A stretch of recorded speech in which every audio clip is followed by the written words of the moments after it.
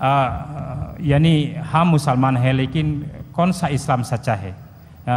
آپ رہنمائی فرمائیں۔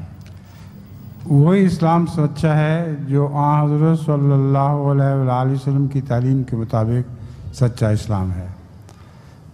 حقیقت یہ ہے کہ اس وقت اسلام 72 فرقوں میں بٹا ہوا ہے، اور رسول اللہ صلی اللہ علیہ وسلم نے ان 72 کو سچا نہیں کہا بلکہ 73ویں کو سچا کہا ہے، اور یہ 73ویں جماعت ہے۔ اس کے لیے آپ نے فرقے کا نام نہیں لیا بلکہ جماعت کا نام لیا ہے۔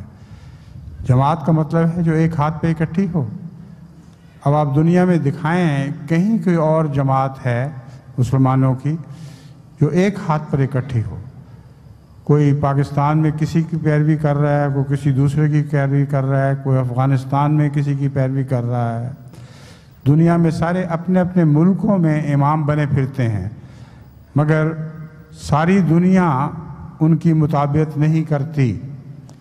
صرف ایک جماعت احمدی ہے آج دنیا میں جو ساری خلافت کے جھنڈے تلے ایک ہو چکی ہے۔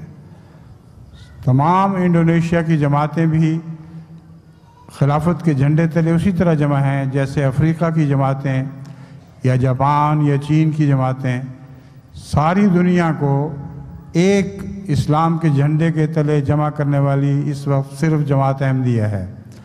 بس صرف اسی دلیل کو سمجھیں کہ محمد رسول اللہ صلی اللہ علیہ وسلم کی غلامی کا حق ہے کہ آپ ایک جھنڈے کے تلے جمع ہوں، اور اس وقت جماعت کے سوا آپ کو کوئی اور جھنڈا نہیں جس کے تلے آپ اکٹھے ہو سکیں۔